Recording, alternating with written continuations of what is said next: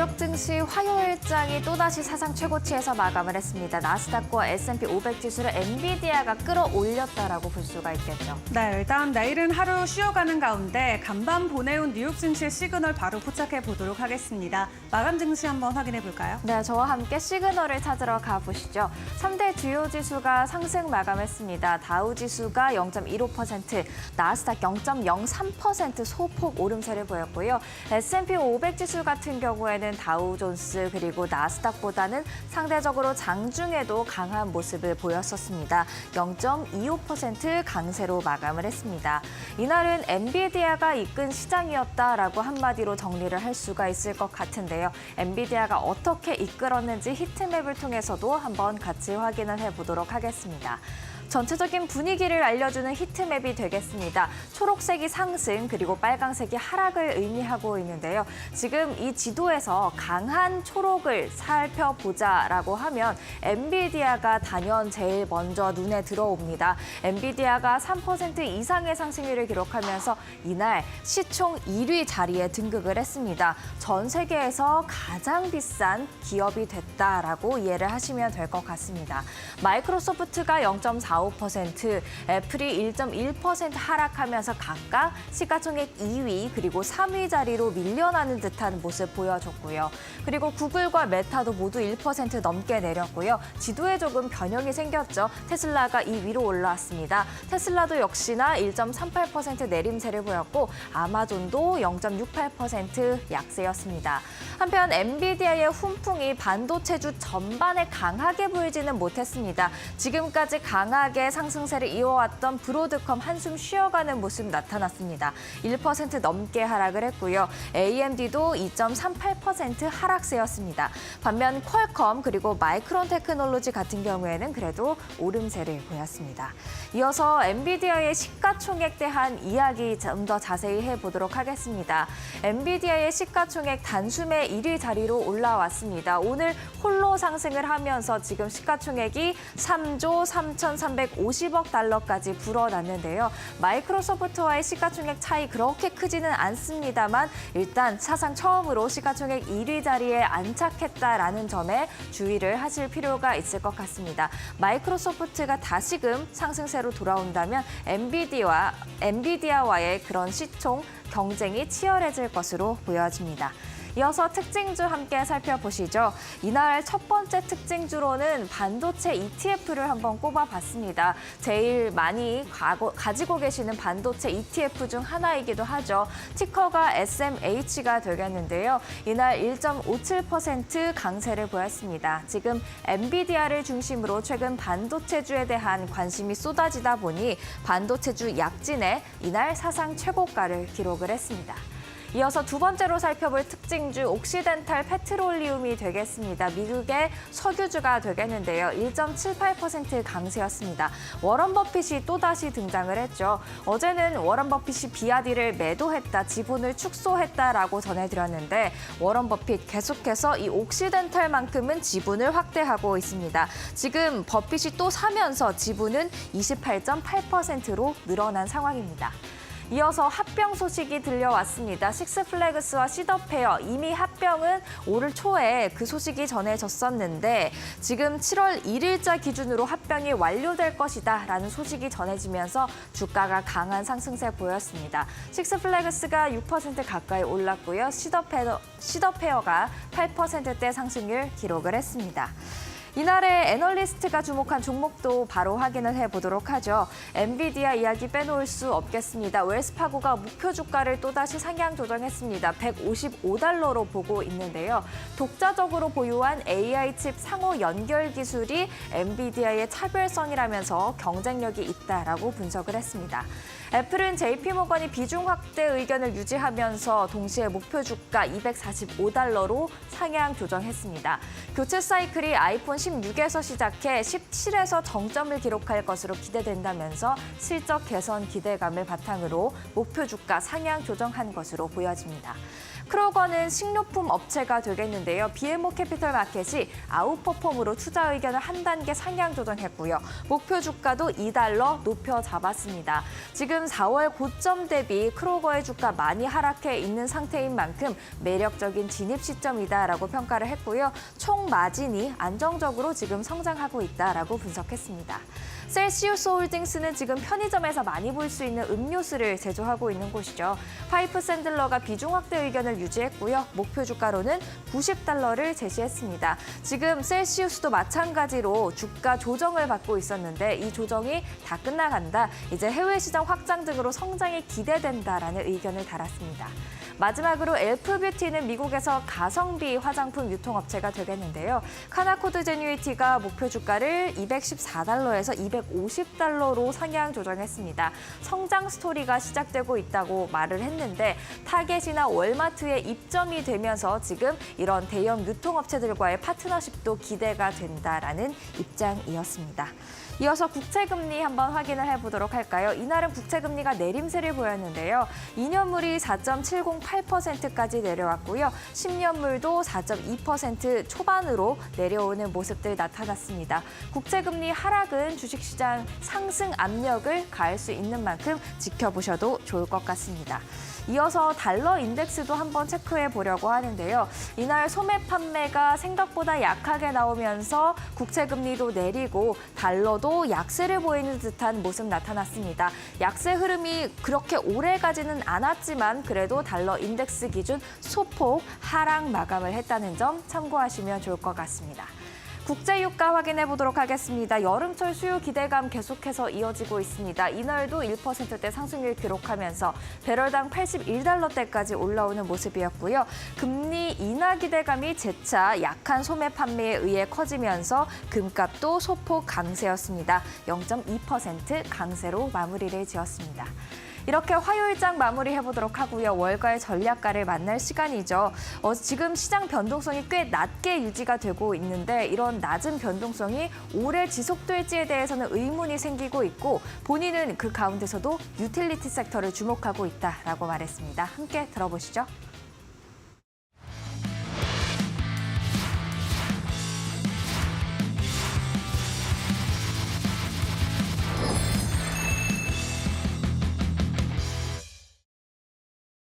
I think this idea of low volatility maybe is kind of broadening out among investors, and who are maybe starting to question whether the low volatility is actually going to continue. It's hard to say one day to the next. I think it's very hard. Maybe today the reaction is to the retail sales number. What I think is interesting is the second best performing sector, at least over the past 3 months or so, is utilities, which is not really a sector you would pick out as the one that's going to do well when rates are relatively high, and inflation is relatively high. Even though inflation has come down, that's not necessarily the sweet spot for utilities. And I think what kind of puts utilities in a similar camp to information technology, which has done really well also, is that to some extent they're both being fueled by AI, or at least by the expected impact of AI. So for utilities, it could be just that as more and more companies kind of try to adopt AI strategies, they need more computing power, and therefore they need more electricity.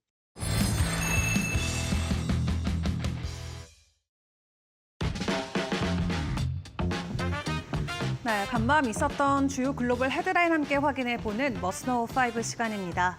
일단 발표됐던 지표들 확인을 해보도록 할 텐데요. 발표된 5월의 소매 판매가 약세를 보이면서 금리 인하에 대한 기대감을 살짝 끌어올리는 모습이 나왔습니다.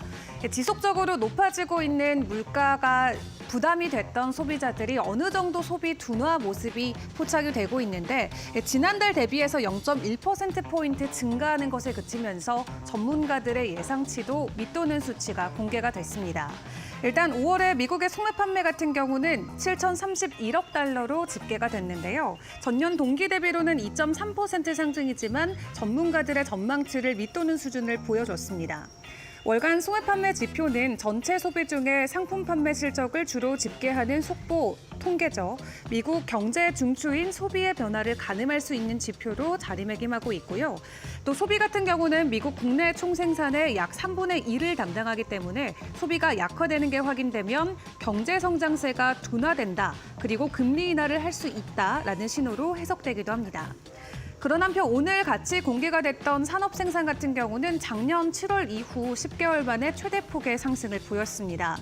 다만 5월 산업 생산이 증가한 것은 지난 3월과 4월 2달 동안 약세를 먼저 보였기 때문에 그에 따른 기저효과다라는 풀이도 있고요.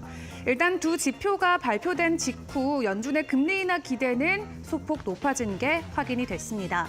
시카고 상품거래소에서 집계한 9월의 금리 인하 가능성은 기존 61.5%에서 67.7%까지 올라온 상황인데요. 우리가 기다리고 있던 인플레 둔화의 시그널들이 포착이 되고 있지만 너무 가파른 속도로 빠르게 추락을 하게 된다면 또 경기 둔화와 관련돼서 우려감이 나올 수 있다는 거 이 부분도 체크해 보시면 좋을 것 같습니다. 오늘 뉴욕 증시 안에서의 주인공 함께 확인을 해보도록 하겠습니다. 엔비디아 오늘도 3% 넘는 상승폭을 키워가면서 결국에는 시가총액 1위 자리에 이름을 올렸습니다. 기존의 1위 자리를 놓고 지속적으로 엎치락 뒤치락하던 마이크로소프트와 애플 같은 경우는 그 뒤를 이어서 2위와 3위권에 이름을 올리고 있는데요. 엔비디아의 주가가 고공행진하고 있는 가운데 월가에서는 아직도 멀었다라는 평가도 있습니다. 지속적으로 목표 주가를 상향을 하고 있는데 지금 최고 목표치는 $200 선까지 제시가 된 상황입니다. 현재 엔비디아를 놓고 일부 내부자들은 지속적으로 긍정적인 평가를 이어가고 있는데요. 로젠블라트 증권의 애널리스트 같은 경우는 목표 주가를 종전 $140에서 앞서 말씀드린 $200까지 올리기도 했습니다. 만약 엔비디아의 주가가 $200까지 올라간다라는 것은 엔비디아의 시가총액이 $5조 달러까지 가까워질 수 있다라는 얘기고요.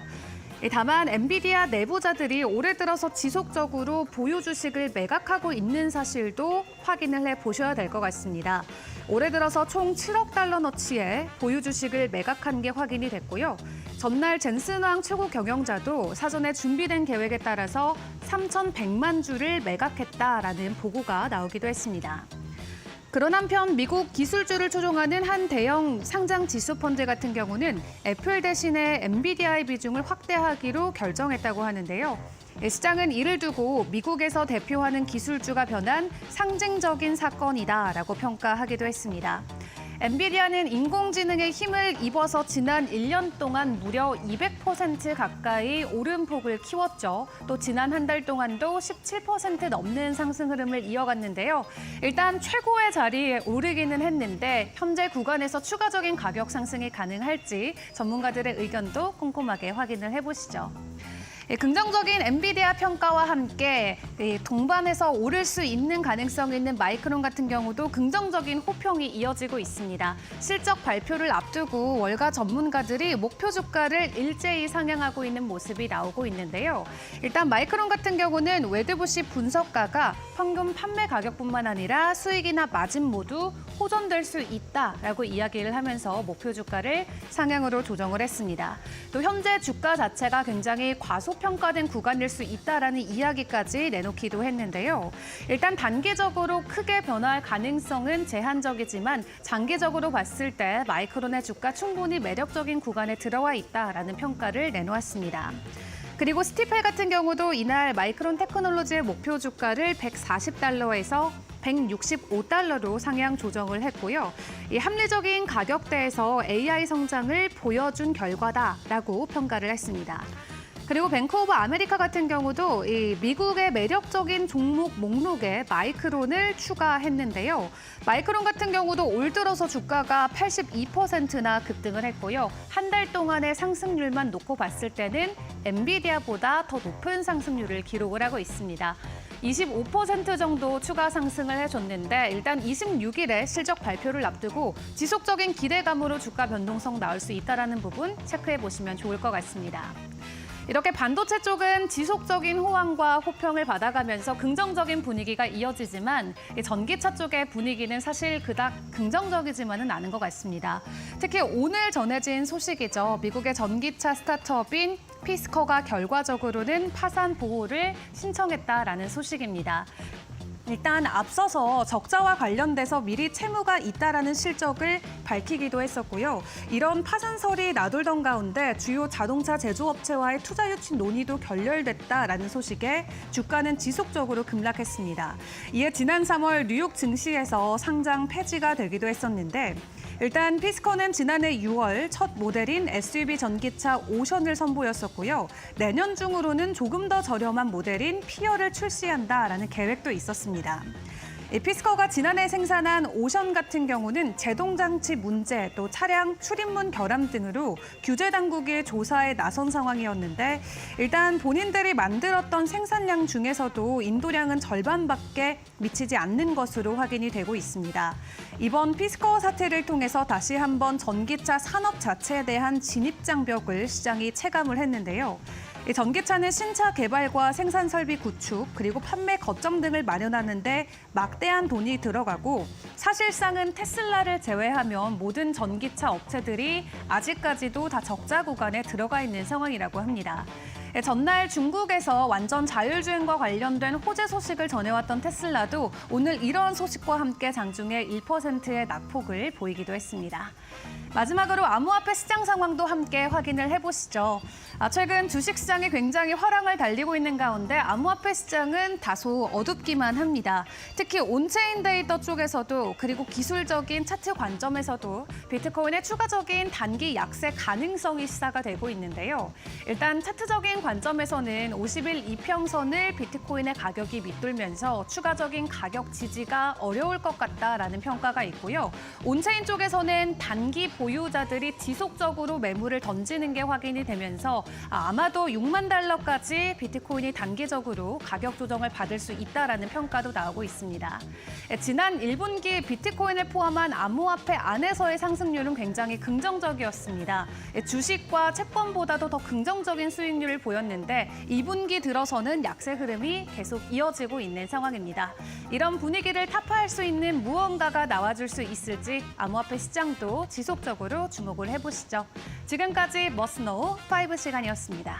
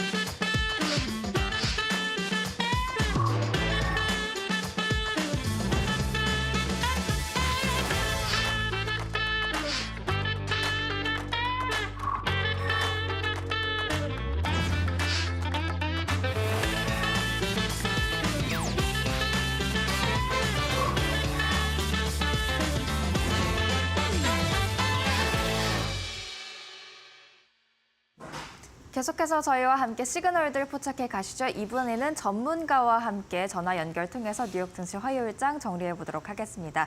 오늘은 김덕호 주식회사 플래처 대표 전화로 연결돼 있습니다. 대표님 안녕하세요. 네, 반갑습니다. 네, 요새 제가 마감 브리핑을 하면서 빼놓지 않는 말 중에 하나가 바로 사상 최고치 마감인 것 같습니다. 그만큼 나스닥과 S&P 500 지수 중심으로 지금 최고치 행진이 이어지고 있는데요. 월가에서도 목표치를 상향 조정하는 등 낙관론이 이어지고 있죠. 화요일장 저희가 어떻게 정리해 볼 수 있을까요? 네, 말씀하셨던 것처럼 미국의 증시도 역대 강세장을 향해서 달려가는 모습입니다. 특히 이제 필라델피아 반도체 지수가 1.35% 상승을 한 바와 같이 최근에는 기술주 중심에서의 상승 탄력이 주목을 받고 있습니다.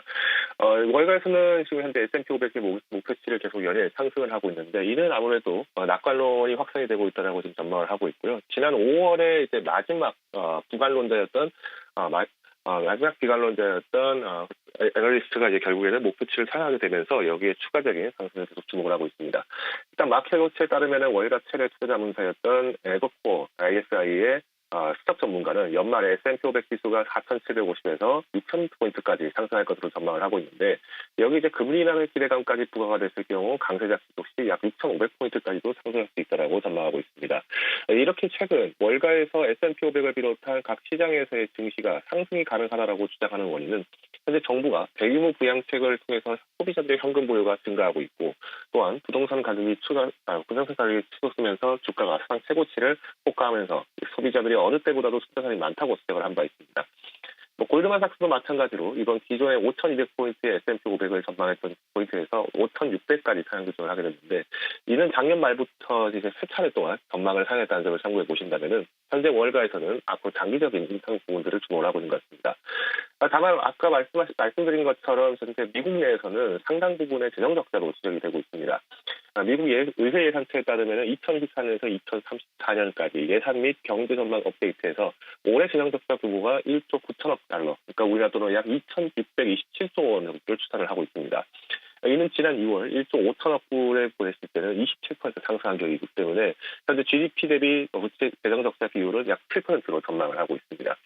의회 예산처가 이들처럼 재정 적자의 상향 원인을 조력한 것에는 학자금 대출 그리고 저소득층 의료보험과 관련되어 있는 비용 증가, 더불어서 연방 예금보험공사의 은행 부재비용 비율 회수이 지연되고 있다는 부분을 보았기 때문에 현재 만일 바이든 대통령에서 다시 트럼프 대통령으로 정권이 교체될 경우에는 이 부분들에 대한 타격이 클 것으로 예상되고 있습니다. 그래서 현재 정부에서는 역대 최고의 양적 완화를 통해서 경기 부양을 하고 있는 상황이기 때문에 오히려 양적 완화가 축소될 경우에는 소비자 그리고 시민들의 고통이 좀 가중될 것으로 전망되고 있습니다. 네, 우려할 만한 부분들은 남아있는 것 같습니다만 어쨌든 지금 시장 분위기는 갈 때 가자라는 분위기인 것 같습니다.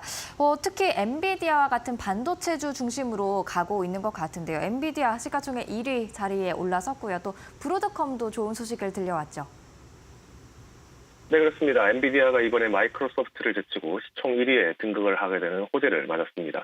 특히 이제 AI 학습 및 추론을 위한 GPU 수요 증가로 올해 주가만 180% 상승한 엔비디아는 지난 2월 시총 3위에서 올해 6월 초 시총 2위를 달성하게 되면서 드디어 1위를 탈환하게 됐습니다.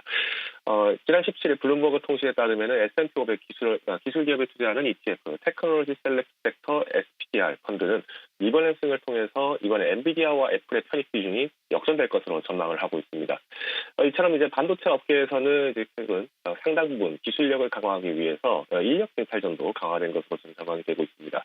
특히 엔비디아 향 중심으로 인력이 굉장히 많이 공격적으로 흡수가 되고 있는데 우리나라의 삼성전자, SK하이닉스 그리고 대만의 TSMC까지도 현재 인력 순유출이 증가하고 있는 현상을 보았을 때 엔비디아 향 중심의 상승세가 좀 더 주목이 될 것으로 보여지고 있습니다. 더불어서 이제 브로드컴 같은 경우에도 이번에 시총 10위였던 인라인 1위를 넘어서 10위를 넘어서는 안착에 도전을 하고 있습니다. 최근 이제 AI 수요가 계속 상승이 되게 되면서 브로드컴과 같은 기업들도 계속 주목이 되고 있고요. 여기에 이제 많은 기업들이 이제 기존의 바이오라든가 제조 업종에 비했을 때는 여전히 생성 AI를 기반으로 한 상승세를 주목을 하고 있습니다. 이처럼 이제 AI 시장, IT 시장이 계속 강화가 되는 과정 속에서 애플이 또 BNPL, 즉 선구매 후 지불 서비스를 1년 만에 폐지를 하게 되는 소식이 전해졌습니다. 애플은 지난 애플페이 레이터, 즉 이제 2023년 3월에 출시했던 이 서비스는 사실상 애플의 핀테크 사업으로서 신규로 도전을 했던 바 있습니다. 소비자들이 50에서 1,000달러가량 구매 대금에 대해서 이자나 수수료 없이 6주에 걸쳐 총 4번에 걸쳐 결제를 할 수 있는 신용대출 서비스였는데 이번 iOS 18이 나오면서 이제 기존에 애플이 직접 운영하던 BNPL 서비스는 신규 대출이 제한되고 오히려 타사에서 제공하고 있는 BNPL 서비스를 제공할 것으로 밝혔습니다.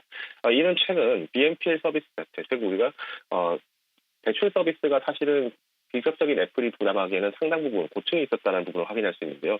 대표적인 사례로 미국 내 최대 BNPL 서비스 회사인 어펌은 지난 2023년 시총이 약 450분에 달할 정도로 어마어마한 성장세를 보였습니다. 반면 연준이 금리 인상을 한 이후로 아직까지 금리 조정이 추가로 없다 보니까 대출 수요가 급감을 하게 됐고 시총이 95억까지 줄어드는 현상이 나타났습니다. 결국 이제 애플 역시도 핀테크 자체에 대한 부담도 느껴질 수 있듯이 현재 빅테크 기업과 상당 부분 많은 제조업 기업들이 고금리 현상에 고충을 겪는 것으로 확인되고 있습니다. 네, 지금까지 말씀 잘 들었습니다. 김덕호 주식회사 플래처 대표였습니다. 감사합니다. 감사합니다. 이어서 시장에 영향을 미칠 수 있는 마켓 리더들의 한마디 듣고 오겠습니다.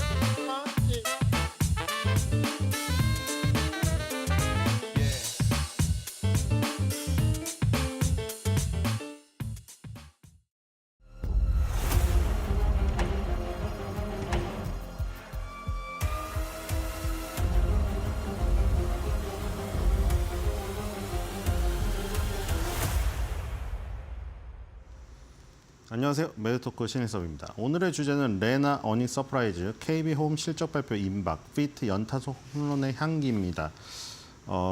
방금 워렌 버핏이 나오던데 워렌 버핏은 주택에 별로 관심이 없죠. 그렇게 알고 있죠. 근데 주택에 관심이 없는 이유가 젊은 나이에 주택을 마련했거든요.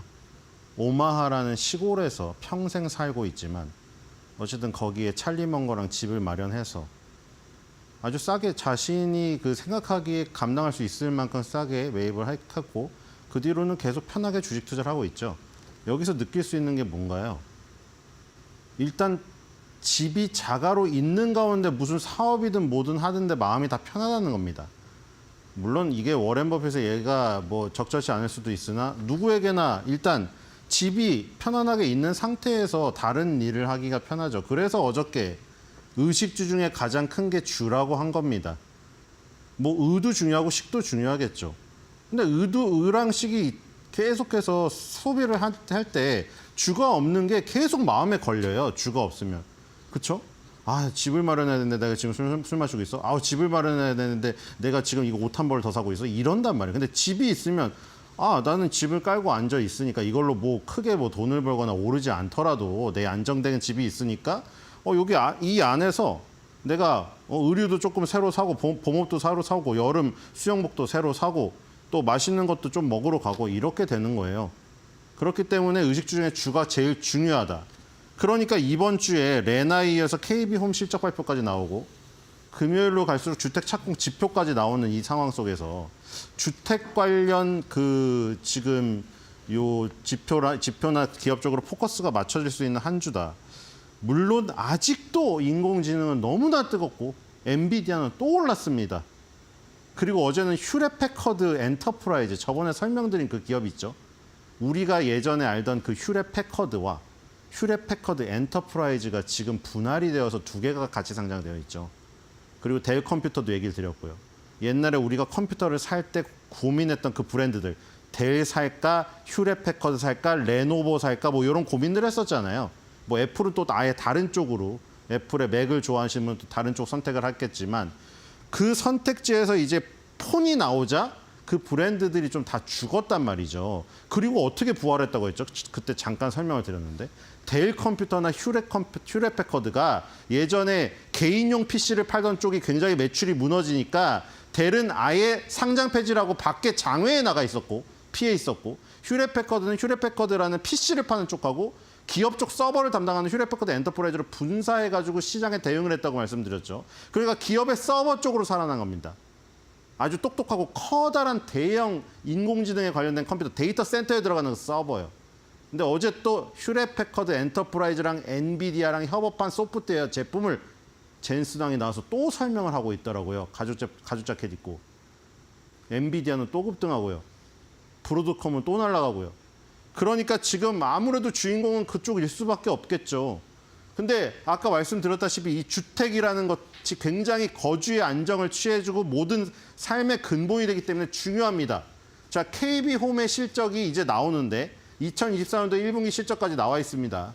2023년도 1분기 대비해서 2024년도 1분기가 1.47 빌리언 달러로 6% 증가한 수치였고요. 직전 분기 실적이죠. 얘는 지금 19일 날 나오기 때문이죠. 이 순이익은 10% 증가해서 138.7 밀리언 달러가 나왔습니다. 주수로 환산하자 1.76 달러가 나왔네요. 21% 증가했고 그거를 일회성 비용을 제거한 조정주당 순이익으로 하자 조금 퍼센트진 줄었네요. 플러스 8%로 174.7 밀리언 달러로 되었습니다. 자, 여기서도 여기서 똑같죠? 레나랑 똑같습니다. 홈빌딩, 집을 지어주는 데서 대부분 돈을 벌고요. 부가적으로 대부분 주택건설업체에다가 이렇게 껴가지고 금융 서비스 제공합니다. 대출 서비스나 이런 거는. 비중이 상당히 적어요. 그리고 여기도 똑같이 나왔네요. 그렇죠? 주택건설업체는 이 세 개 지표가 동일합니다. 가장 중요한 거. 우리 소매업체 볼 때는 뭐가 중요했죠? 동일 매장 매출 혹은 비교 매장 매출이 중요하다고 했죠. 코스트코나 월마트 볼 때 지속적으로 1년간의 평가가 가능한 지금 현재 운영하고 있는 점포의 매출의 성장이 중요하다고. 그렇죠? 이 주택건설업체는 이런 것들이 중요한 거였죠. 홈 딜리버리스, 이미 인도가 완료된 주택 수, 그다음에 홈 넷 오더스, 신규로 주문 받은 거, 그다음에 홈 백로그 똑같잖아요.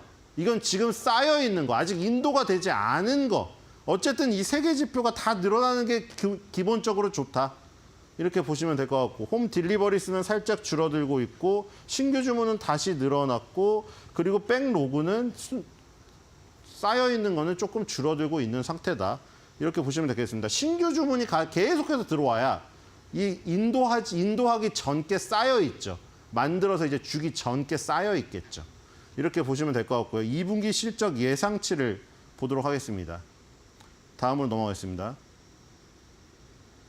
네, 요건 레나인데요. 레나가 어닝 서프라이즈가 나왔다고 말씀을 드렸고, 제가 어제 자료를 넘겨주고 나서 바로 나왔다고 거기까지만 얘기 드렸죠. 이제 여기 표시가 되었습니다. 그렇죠? 표시가 되었죠. 6월 18일 거 표시가 되었고요. 어닝 서프라이즈 맞죠? 8.77 빌리언 달러가 나왔는데요. 목표는 원래는 8.48 빌리언 달러가 예상되었습니다. 3.34% 넘어섰습니다. 결국 직전 분기의 어닝 쇼크를 바로 넘어서서 어닝 서프라이즈가 다시 나왔고요. 자, 순이익을 보겠습니다. 순이익에서는 2024년도 1분기에 매출은 어닝 쇼크였지만 사실 거의 비슷하죠. 순이익은 어닝 서프라이즈였죠. 2024년 1분기에. 자, 이번에도 4분기 연속 어닝 서프라이즈를 기록했습니다. 주당 순이익이 3.23 달러로 예상되었는데 발표는 3.45 달러가 나와서 6.75를 넘어서는 어닝 서프라이즈가 나왔다. 레나가 첫 스타트를 아주 좋게 끊었습니다. KB홈도 기대가 되겠죠. 자, 넘어가도록 하겠습니다. 자, 그래서 레나 2024년도 2분기 실적 표가 나왔습니다. 어제 못 보여드렸죠. 바로 안 나왔기 때문에. 자, 2023년도 2분기 대비해서 9% 매출 증가했고요. 8.8 빌리언 달러 나왔고, 순이익은 9% 증가해서 954 밀리언 달러 나왔고, 주수로 나누자 주당 순이익이 3.45가 나왔습니다. 15% 증가했고, 방금 3.45 수치 보셨죠. 그리고 이 일회성 비용을 제거하자 퍼센트가 좀 줄었습니다. 플러스 7%로 주당 1.3 빌리언 달러가 되었네요. 이건 에비타가 나왔군요. 조정순이익이 아니라 다른 걸 넣어놨네요. 그리고 여기 또 마찬가지로 세 개는 똑같죠. 세 개는 똑같습니다. KB홈이랑 약간 다른 거는 얘는 지금 직전 분기에서 다 늘어나고 있네요. 인도한 것도 늘었고 신규 주문도 늘었고 신규 주문이 늘어나니까 지금 쌓여있는 것도 다시 늘고 있는 추세입니다. KB홈보다는 조금 더 나은 것 같네요. 물론 2023년도 2분기 KB홈이 나와봐야 알겠죠. 어쨌든 레나가 이런 식으로 지금 좋은 모습을 보이고 있기 때문에 매출 비중도 거의 똑같죠. 여기 뭐 자잘하게 몇 개 더 있지만 다 부가 서비스들입니다. 결국에 집을 지어가지고 돈을 버는 회사들이고요. 자, 레나가 이렇게 실적이 좋았기 때문에 KB홈도 기대가 된다. 여기 보시면 될 것 같고요. KB홈의 어닝 지금 그 예상치를 보겠습니다. 6월 19일 바로 하루 차이로 오늘 지금 밤에 발표가 되겠죠. 이 지금 1.65 빌리언 달러가 매출이 예상됩니다. 그리고 매출액이 지금 2024년도 1분기에 레나는 어닝 쇼크가 나왔는데 KB홈은 여기서도 어닝 서프라이즈였어요. 4분기 연속 어닝 서프라이즈입니다. 이 지금 이번에도 5분기 연속이 나올 수 있을지 지켜봐야 될 것 같고요. 순이익도 마찬가지죠. 이 부분을 비하면 오히려 레나보다 5점이 없습니다. 레나는 5점 매출이 하나 빨간색이 있었죠. 자, 어닝도 어닝 서프라이즈가 2023년도 2분기에 상당한 폭으로 격차가 그냥 이게 눈사람도 아니고 아예 그냥 머리랑 몸이 분리가 돼버릴 정도로 크게 나오고 있죠. 서프라이즈가 지금. 자, 그래서 이 예상치도 지금 직전 4분기 대비해서 가장 높게 잡혀 있습니다. 지금 시장 컨센서스가. 평가가 지금 1.80달러인데 주당 이걸 뛰어넘을지 그리고 그 전분기처럼 이렇게 많이 뛰어넘을지 한번 지켜봐야 될 때가 아닌가 이런 생각이 듭니다. 자, KB홈도 오늘 기대가 되고요. 이틀 연속 레나랑 KB홈이 이렇게 실적이 좋게 나오면 미국은 주택 경기조차도 굉장히 뜨겁다는 겁니다. 실업수당 청구 건수가 늘어나서 실업자가 늘어나건 아니면 뭐 PMI 지수가 별로 높게 나오지 않아가지고 구매 공급 관리자의 이 경기에 대한 전망이 좋지 않건 어쨌든 주택을 구입하는 신규 수요라던가 아니면 노년층이 자식을 주려고 사는 거라던가 어쨌든 간에 주택 건설업체의 수요가 누구한테는 지금 굉장히 지금 먹혀 들어가고 있다는 거겠죠. 자, 이 차트를 보도록 하겠습니다. KB홈도 그렇고 일단 목표가를 보죠. KB홈의 목표가는 지금 요 87달러가 최고로 나와 있고요. 평균에 도달하려면 7.07만 오르면 72.85에 도달합니다. 지금 68달러 정도 하는데 에버리지에 얼마 남지가 않았어요. 그리고 다음에 목표 투자 의견을 볼까요? 투자 의견은 14개 정도인데 홀드가 10개입니다. 그리고 3바이죠. 자, 엔비디아나 브로드컴 보다 보니까 이게 좀 시시해 보이죠, 의견이? 워낙에 기술주의 특성이 그렇습니다. 지금 기술주가 완전 혁명을 일으키고 있는 AI 혁명의 시대이기 때문이죠. 자, KB홈 차트로 넘어가겠습니다. 자, 이런 것들은 뭐 지금 화끈하진 않지만 정말 꾸준하거든요. 레나, 닥터호튼, KB홈. 자, 우리나라 무슨 GS건설, 현대건설 차트 보면 진짜 이거 무슨 뭔 날벼락인지 무슨 땅굴을 파는지 모르겠지만 완전 정반대입니다. 어쨌든 주구장창 우상향이에요. 그리고 지금 우리 이 채널 하단부에 지금 도달해서 채널 상단부로 다시 채널 상단부 추세선까지 간다면 75달러 이상을 가게 되겠죠. 그냥 보통의 채널만 타고 가도 지금 그런 상황이 나올 가능성이 큽니다. 지금 이런 추세가 지속적으로 유지되고 있죠. 자, 주봉, 월봉을 보도록 하겠습니다. 주봉도 마찬가지죠. 정말 안정적으로 그냥 계단식으로 상승을 해줍니다. 기술주만큼의 화끈함이나 다이나믹함은 없지만 정말 안정적인 계단식 상승이에요. 그렇죠? 월봉도 보시면 월봉도 최고가겠죠. 그렇죠? 월봉도 지금 역시 역사상 최고가입니다. 지금 AI주가 워낙에 뜨거워서 그렇지 뭐 음식료주, 의복주, 무슨 주택주, 무슨 갖가지 웬만한 것, 뭐 게임스탁 같은 그런 밈주 빼고는요. 대부분 그냥 아주 평탄하게 그냥 우상향에서 역사상 최고 수준에 있어요. 전부 다. 그냥. 그렇기 때문에 뭐를 선택해도 수익률의 차이만 있을 뿐이지 누가 뭐 손실을 본 미국인은 미국 투자자분들은 거의 없다. 이렇게 보시면 될 것 같고요. 아까 목표 주가가 80달러까지 나와 있던데 지금 70달러 수준에서 4개월이죠. 이게 월봉이니까요. 4개월 연속 양봉, 음봉, 양봉, 음봉 하고 있습니다. 근데 여기서 만약에 박스권을 뚫고 강한 양봉이 나온다면 다시 한번 이런 식으로 크게 올라갈 가능성도 있겠죠. 그래서 KB홈의 이 그림을 보면은 굉장히 안정적인 그림을 취하고 있다. 이렇게 보시면 될 것 같습니다.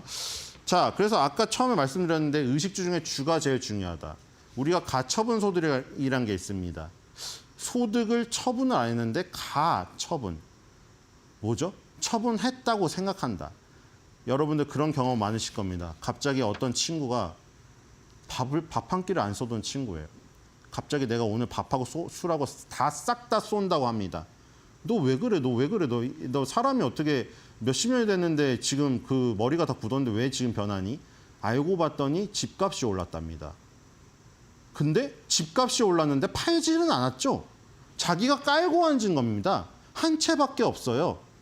그렇죠? 한 채밖에 없는데 깔고 앉은 건데 그냥 기분이 좋아서 쏜 겁니다. 그게 가처분 소득이죠. 그러니까 우리가 무슨 폭락이 하잖아요. 폭락론자들이 언젠가 뭐 10년, 20년 만에 한 번은 루비니 교수처럼 맞출 수가 있는데 예를 들어 폭락론을 불러서 맞추면 기분은 좋은데 그러면은 주택이 만약에 폭락이 오잖아요. 그럼 모든 게 망가집니다. 아까 말씀드렸죠. 주택 경기가 폭락을 해가지고 주택 가격이 전부 폭락을 하면은 전부 다 아무 소비를 하잖아요. 그러니까 지금 그런 폭락을 외치는 사람들은 기분을 좋을 수 있는데 자기가 살고 있는 경제도 망가진다는 거. 그거는 명심하고 외쳐야 됩니다. 그러니까 어쨌든 집값이 오르면 가처분 소득이 올라서 기분이 좋아서 쏜다. 그래서 오늘의 한 줄 매도평은 이겁니다. 물론 이게 미국 투자자분들 혹은 미국인들에 해당되는 얘기일 수도 있어요. 우리나라는 지금 사뭇 다르니까요. 그렇죠? 그러니까 이제 이 미국 시간이니까 미국 시간에 맞게 이해해 주시기 바랍니다. 집값이 오르면 골든벨이 땡땡땡땡땡땡땡.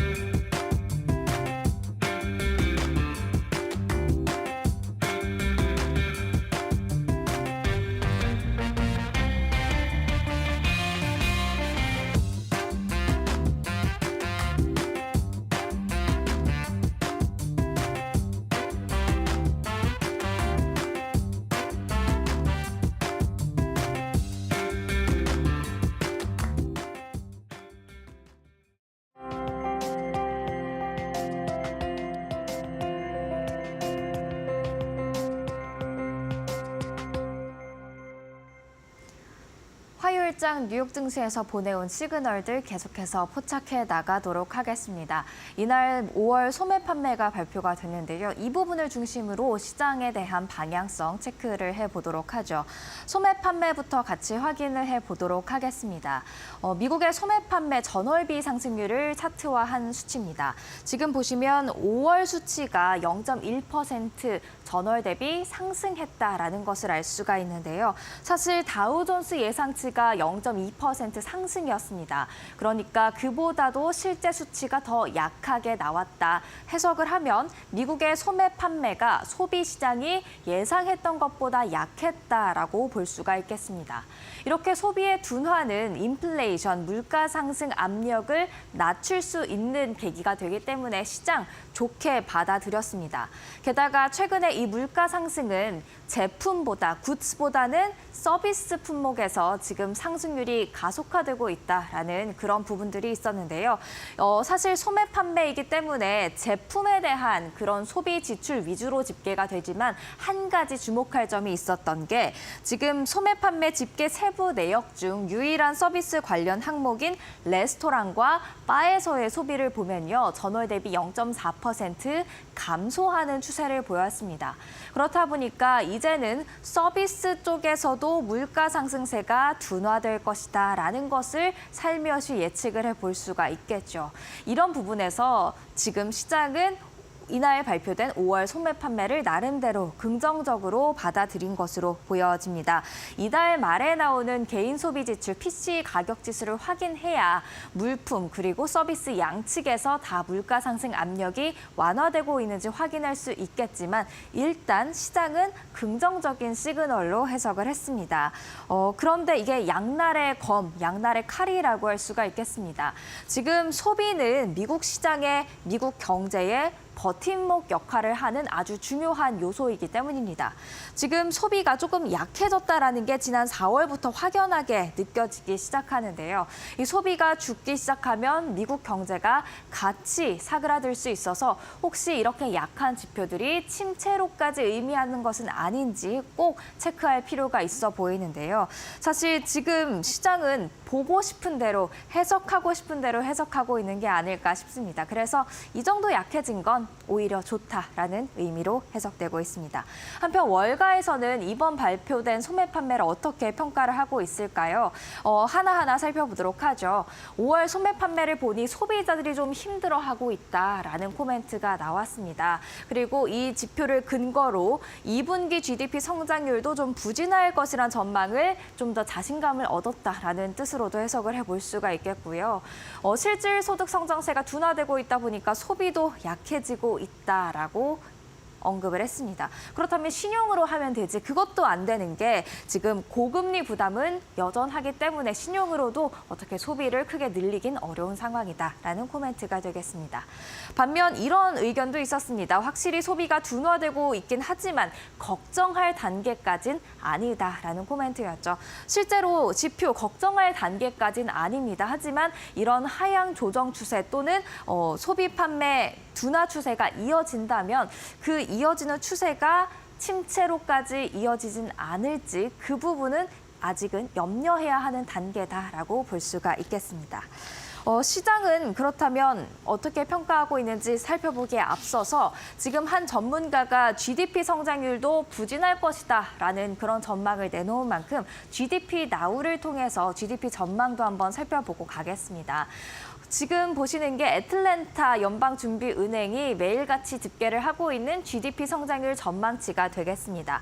애틀랜타 연은의 전망치는 연두색 선으로 표시가 돼 있고요. 이 파란색 선 같은 경우에는 다른 기관들, 블루칩 기관들의 전망치 상향 그리고 하향 수치가 되겠습니다. 지금 보시면 6월 오늘자 기준으로 지금 좀 3% 정도의 그런 성장률을 예상하고 있다라는 것을 알 수가 있는데요. 사실 지금 4월 대비 올라오기는 했지만 장기적으로 추세선을 그려보면 하향 추세에 있다라는 점 체크할 수가 있겠습니다. 미국의 GDP 성장률이 어느 정도 식는 것은 감내할 수 있겠지만 여기서 더 떨어지게 된다면 시장은 다시금 침체 우려를 키울 수 있다라는 점 체크를 하시고 넘어가면 좋을 것 같습니다. 일단 조금 전에 말씀드렸던 대로 이날 소매 판매는 예상치를 하회했지만 또 다른 지표였던 이 산업 생산은 예상치를 상회하면서 뭔가 침체 시그널로 해석하기에는 애매한 부분이 있었던 것 같은데요. 시장 그래서 더욱더 소매 판매에 집중을 하며 보기 좋은 것만 골라 먹은 게 아닐까 싶습니다. 그렇기 때문에 기준금리 인하 가능성을 다시 이런 약한 지표에 기대어서 키우는 듯한 모습 보였는데요. 페드워치 한번 같이 보실까요? 제가 9월 금리 인하 가능성을 지금 빨간색으로 칸을 쳐놨습니다. 61.1%의 가능성, 0.25%포인트 인하 가능성을 가리키고 있고요. 그리고 빅스텝 0.5%포인트 인하 가능성도 6.6%에 달합니다. 그러니까 즉 금리가 인하될 것이다라는 전체적인 가능성 대략 68% 정도로 볼 수가 있는 거죠. 꽤 많은 사람들이 지금 9월 금리 인하 가능성을 점치고 있고요. 그리고 또 한 번의 금리 인하 가능성 12월에 나타날 것으로 보고 있습니다. 만약에 9월에 베이비 스텝 인하가 이뤄진다면 12월에 베이비 스텝 가능성은 44.7%, 그리고 빅 스텝 가능성 22.1%, 그 이후에 자이언트 스텝도 2%로 지금 꽤 높은 이 또한도 한 70% 정도의 상승 가능성으로 12월에도 금리가 인하될 것으로 보고 있죠.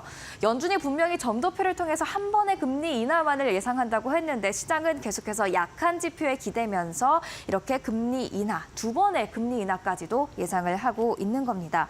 그렇지만 월가는 계속해서 9월 금리 인하에 대해서 노라고 단언하고 있습니다. 함께 연준 위원들의 발언도 체크를 해보실까요? 미 연준 이사입니다. 인플레이션이 올바른 방향으로 진행될 것이란 자신감이 있고 올해 말에나 금리 인하가 가능할 것이다라고 이야기를 했고요. 불확실성이 여전히 높기 때문에 지금 나오는 지표들에 너무 과도하게 반응할 필요가 없다라는 수잔 콜린스의 좀 자제시키는 듯한 발언도 있었습니다. 토마스 바킨 리치몬드 연은 총재는 경계는 해야 한다. 방향은 맞지만 여전히 경계할 필요가 있다라고 이야기를 했죠. 그럼에도 불구하고 시장은 계속해서 강한 투자 심리를 나타내고 있습니다. 금리 인하에 기댄 강한 심리겠죠. 그 부분도 같이 체크를 해보도록 하죠. 뱅크 오브 아메리카가 매달 설문조사를 펀드 매니저를 대상으로 실시를 하고 있습니다. 이 남색선이 위로 올라올수록 투자 심리가 강하다라고 해석을 할 수가 있겠는데요. 지금 6월 24일 기준으로 이 남색선이 6.03으로 올라왔습니다. 지난달보다도 높아진 수치고요. 그리고 2021년 11월 이후 가장 높은 수준을 유지하고 있습니다. 그만큼 지금 시장에 대한 투자 심리가 강하다는 겁니다.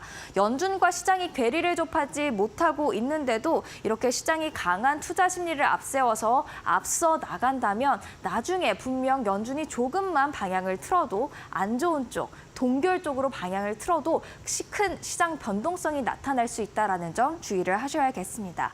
또 참고로 한 가지 더 뱅크 오브 아메리카의 설문 내용을 보면요. 지금 시장에 있어서 가장 큰 리스크가 무엇이라고 생각하느냐라는 질문이 있었는데요. 인플레이션이 32%라는 답변으로 나왔습니다. 사실 5월에는 41%가 인플레이션을 답했기 때문에 꽤 많이 낮아졌다라고 볼 수가 있겠습니다. 반면 지정학적 위기 그리고 미국 대선에 대한 리스크는 오히려 커져가는 모습들이었는데요. 18%에서 22%로 올라왔고요. 그리고 9%에서 16%로 올라오는 모습들 나타났습니다. 지금 인플레이션은 좀 걱정이 덜하지만 여전히 불확실성이 남아있는 지정학적 위기나 하반기로 갈수록 불확실성이 커질 것으로 예상되는 미국 대선을 지금 시장은 예의주시하고 있다라고 해석을 해볼 수가 있겠죠. 정리를 하자면 지표는 약하기 때문에 투자 심리 자체는 강하게 올라왔습니다. 하지만 이러한 불확실성들이 해소되지 않는 한 지금처럼 가는 종목만 가는 시장이 될 수 있을 것 같습니다. 시장도 안전한 뒷배를 타야 하기 때문이겠죠.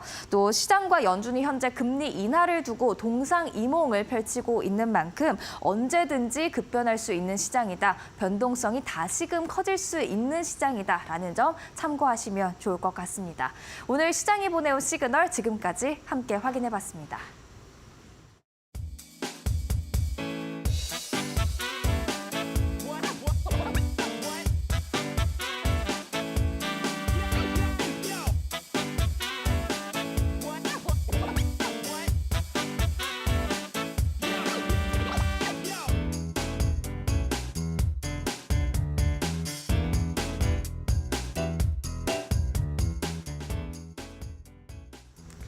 뉴욕 증시가 휴장을 앞두고 있는 만큼 국내 증시도 뭔가 강하게 움직이진 않을 것 같다라는 생각이 드는데요. 그럼에도 불구하고 엔비디아에 기대서 좀 반도체주 중심의 훈풍이 나타나지 않을까 기대가 됩니다. 네, 어제 코스피 쪽이 훨씬 더 강했었죠. 오늘은 어떤 흐름이 나올지 개장 전에 국내 증시에서 보내오는 시그널도 포착을 해보셔야 될 것 같습니다. 저희는 7시에 다시 돌아와서 코리아 마켓 시그널 여러분과 함께 꼼꼼하게 챙겨보도록 하겠습니다. 채널 고정해주세요.